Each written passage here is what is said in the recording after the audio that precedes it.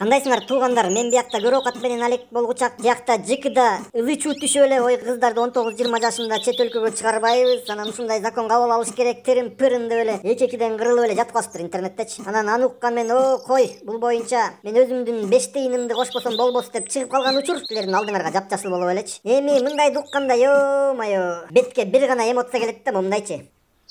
Да что ты, черт побери, такое несешь? Эй, кагылайын эл өкүлдөрү, айланайын ак сөөктөр, көк сөөктөр. Эй, даже мен момундай мыркынбай башым менен понимаю да, что это караңгы нерсе. Баарын түшүнүп атам. Силердин жан дүйнөңөрдү да түшүнүп атам, жанакындай мигрант кыздардын ар кандай тагдырларын көрүп алып, угуп алып, силердин да намысыңар ойноп атат, жүрөктөр дүпүлдөп атат дегендей. Бирок ошондой эле чет жерге чыгып, дүйнө кыдырып, билим алып, ийгиликтерге жетишип атканда биздин мекендештерибиз бар да. Эмне эле барган сайын эле чүмкөнүп эле, оронуп эле, бырышып, тырышып, кызганып, ичиңер тарып эле, чектеп, бөлүп, сүмүрөй эле атасыңар. Койгулачы ушуңарды. Давайте мындай чоң-чоң дем алып, кичине расслабимся, мындай журканды ачып, маңдайга шамал урдуруп, мындай баштагы мээдеги мындай жаман ойлорду шамалга үйлөтүп ийгилечи, пожалуйста. Мындай дүйнөгө ачып алчы, жаркын ойлонуп алчы, айланайындар. Тескерисинче ошол жашка келген кыздарга мындай үмүт берип, мүмкүнчүлүк берип, чет элде окуганга өбөлгө түзүп берип, блин, ошондой кылбайсыңарбы? Ё-моё. Ошол кыздын ордуна коюп көрчү эми. Мына жашоого талпынайын деп турган учурда канатын кесесиңер да, ой чиркин. Сен эмне болот элең ошол учурда? Эмне Россияга ошо жыргагандан кетип атыптырбы, мигрант болуп? Мүмкүнчүлүк жок болгондон арга жок кетип атат да, ё-моё, блин. Жаман нерв кыласыңар да кишини.